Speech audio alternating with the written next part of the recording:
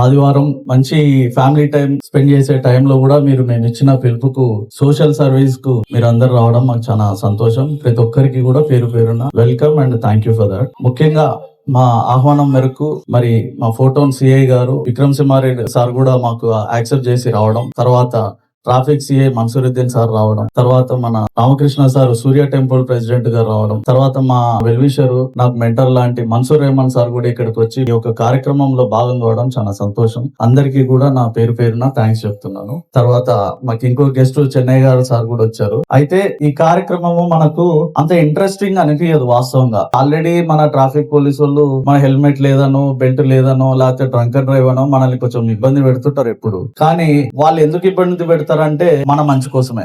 ఈ యొక్క కార్యక్రమం కర్నూలు ప్రగతి సమితి తీసుకోవడానికి ముఖ్యమైన కారణాలు మన కర్నూలు జిల్లాలో గత 6 నెలల నుంచి చూసుకుంటే గనక ముఖ్యంగా లక్ష్మీపురం దగ్గర కావేరీ బస్సు, ఓలో బస్సు దాదాపు అది మంటలు అంటుకొని 14-15 మంది సజీవ దహనం అయిపోయి 10-20 మంది దాకా బాగా సీరియస్లీ ఇంజూర్డ్ అయ్యారు. అది ఆల్మోస్ట్ ఇండియా లెవెల్లోనే బస్ యాక్సిడెంట్ అంటే ఫస్ట్ కర్నూలు అని వస్తుంది, లేదు గూగుల్లో కర్నూలు అని కొడితే బస్ యాక్సిడెంట్ అని వస్తుంది. మన కర్నూలు చరిత్ర అంటే చాలా గొప్పది. ఒకప్పుడు క్యాపిటల్ గా సేవలు అందించాము, నీళ్ల రూపంలో సేవలు అందిస్తున్నాము, gate way of Rayalaseema and of course gate way of south India కూడా. ఇంత గ్రేట్ నేషనల్ హైవేలో మనము gate way of south India Rayalaseema ఉన్న కర్నూలుకు ఎంతో గొప్ప చరిత్ర ఉన్న ఈ రోజు గూగుల్లో కర్నూలు అని కొడితే ఏమొస్తుంది, కావేరీ బస్ యాక్సిడెంట్ మంటలు అనుకున్నట్టు, దానికి అడిషనల్ గా సిరిసిల్ల బస్సు ఒకటి. సో ఇట్లాంటి పరిస్థితుల్లో సిరిసిల్ల బస్ యాక్సిడెంట్ జరిగిన తర్వాత, బస్సు ఆ మంటలు ఫైర్ యాక్సిడెంట్ జరిగిన తర్వాత మాలో ఒక రియలైజేషన్ వచ్చింది, మనం కూడా ఎంతో కొంత భాగమే పబ్లిక్ వచ్చిన అవేర్నెస్ చేద్దామని. ఆ భాగంలోనే మేము ఈ రోజు ఈ యొక్క కార్యక్రమం చేస్తున్నాము. ఇంకొక ఇనిషియేటివ్ తీసుకోవడానికి ముఖ్య కారణం, మా ఇంట్లోనే మా మామయ్య 80 years అతను డోర్ నుంచి వస్తుంటే ఆయన యాక్సిడెంట్ అయి చనిపోయినాడు. ఈ 50 days మేము హాస్పిటల్లో పెట్టి దాదాపు మా ఫ్యామిలీ 30 లక్షలు ఖర్చు పెట్టుకుంది. 50 రోజులు ఆయన పడిన ఇబ్బంది మేము కల్లారా చూసినాం. ఆయన డ్రైవింగ్ చేయలేదు కానీ పక్కన కూర్చున్నాడు, డ్రైవర్ కూడా మా బంధువే, స్పీడ్ కూడా పెద్ద పోలే, 60 స్పీడ్ ఏదో పోయినారు, మట్టి కుప్ప గుద్దుకొని చిన్న తలకి ఇంజూర్ అయిపోయి 50 రోజులు మా ఫ్యామిలీ వ్యక్తి.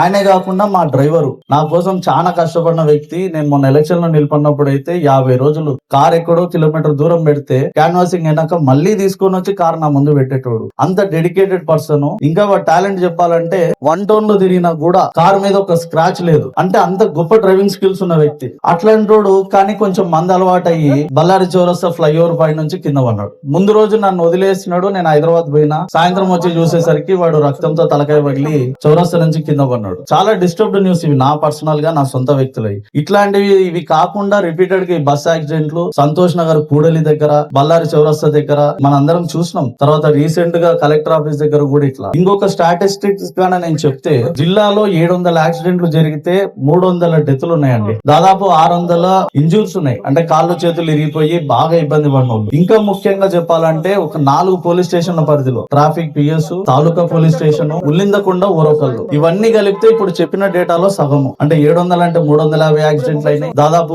140 మంది చచ్చిపోయినారు, దాదాపు 350 మంది ఇంజూర్డ్ అనమాట. అంటే ఇవన్నీ ఎందుకు జరుగుతున్నాయి? ఇంకొక పాయింట్, దీనికి ఇంకొక అడిషన్ ఇంపార్టెంట్ నేను చూసిన అబ్జర్వేషన్ ఏంటంటే, ట్రాఫిక్ సిఐ గారు నాకు డేటా పంపించారు రాత్రి. చూసిన దాంట్లో నాకు అర్థమైంది ఏంటంటే 6 to 9 లో 6 నుంచి 9 ఈవినింగ్ చాలా మంది యాక్సిడెంట్లు అయినా చచ్చినారు. కేవలం 6 నుంచి 9 ఈవినింగే. ఎందుకు జరిగింటదో మన అందరికి తెలుసు. ఒకటి, హడావిడిగా ఇళ్లకు పోవాలనే ఆలోచనతో ఉండడం, లేదంటే కొంచెం మందు దాగి ఇళ్లకు పోవడం. మందు దాగినా నేను ఇచ్చే అడ్వైజ్, పర్సనల్ గా అడ్వైజ్, ఒక అర్ధగంట ఆగండి. మీకు కాన్షియస్ ఉండి కంట్రోల్డ్ ఉండి ఖచ్చితంగా ఇంటికి పోగలుగుతాం అంటేనే పోండి. మందు దాగినాము ఉరుకులాడుకుంటా అదేదో స్పీడ్ గా పోవచ్చు అని మాత్రం దయచేసి అనుకోద్దండి. ప్రాణాలు మనయి. పోలీసు వాళ్ళకు వాళ్ళ జీతాలు వాళ్ళకు వస్తాయి, వాళ్ళ పనులు వాళ్ళు చేసుకుంటారు. సస్తే హాస్పిటల్ కి ఎత్తుతారు, సావకుంటే జాగ్రత్తగా ఉండండిరా అని అవేర్నెస్ క్యాంప్ లో భాగమే చేస్తారు. పోలీసు వాళ్ళు మనల్ని వాళ్ళు ఒక సపోర్టింగ్ వింగే తప్ప మనల్ని ముందే వచ్చే ఊరు కాపాడరు. మనకు మనమే జాగ్రత్తగా ఉండాలా. ఈ రోజు కేపీఎస్ తరఫున నేను ఇచ్చే ఒక చిన్న మెసేజ్ ఏంటంటే, ట్రాఫిక్ రూల్స్ మనగాన సరిగ్గా పాటించి డిసిప్లిన్ గా ఉంటే దేశ సేవ చేసినట్టనే. మనమేమడ బార్డర్ లో పోయి పెద్ద ఫైట్లు చేయాల్సిన అవసరం లేదు. ట్రాఫిక్ రూల్స్ సిస్టమేటిక్ గా జాగ్రత్తగా మన కోసం మనము అవి పాటించుకొని ఉంటే దేశ సేవ చేసినట్టనే అని నేను పూర్తిగా నమ్ముతున్నా. ఈ యొక్క వేదిక ద్వారా చిన్న మెసేజ్ ఇస్తున్నా. దయచేసి అవకాశం ఇచ్చిన పెద్దలందరికీ కూడా నా థ్యాంక్ యూ. ఈ యొక్క కార్యక్రమానికి మేము ఇంకొక ఇనిషియేటివ్ తీసుకున్నది ఏంటంటే సర్వమత ప్రార్థనలు. అంటే ఒక డివైన్ సపోర్ట్, ఎక్స్టర్నల్ సపోర్ట్ మనందరికి అవసరం. మనం ఎంత జాగ్రత్త ఉన్నా ఒక్కొక్కసారి రిపీటెడ్ గా యాక్సిడెంట్స్ జరిగినాయి అనుకో, జనరల్ గా నేషనల్ హైవే వాళ్ళు ఏం చేస్తారంటే ఒక 4-5 చోట్ల, ఎగ్జాంపుల్ సంతోష్ నగర్ దగ్గర 10 ఏళ్ల నుంచి చూస్తే చాలా మంది చనిపోయినారు. దాంట్లో నాకు తెలిసిన వాళ్ళు కూడా చనిపోయినారు.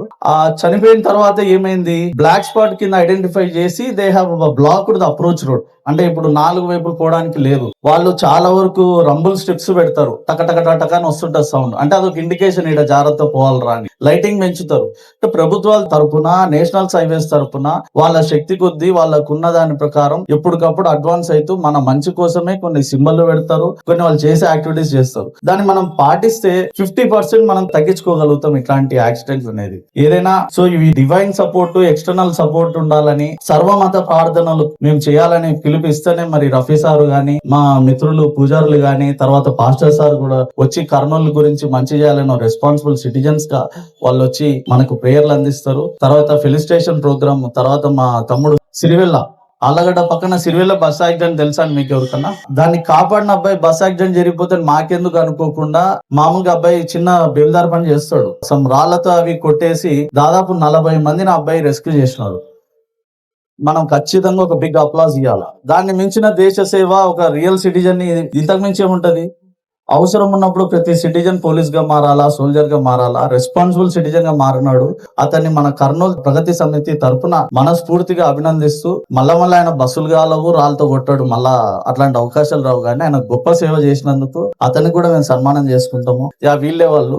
తర్వాత మా Chennai sir retired principal, is a very responsible citizen. మనకు కృష్ణానగర్ దగ్గర యాక్సిడెంట్లు జరుగుతున్నాయని దాదాపు 30-40 సార్లు సారు కలెక్టర్ గారికి, సంబంధిత అధికారులకు అందరికి రిప్రజెంటేషన్స్ ఇచ్చి మొత్తానికి ఫ్లైఓవర్ సాధించిన వాళ్ళలో ముందు ఉండే వ్యక్తి మన చెన్నై సారు.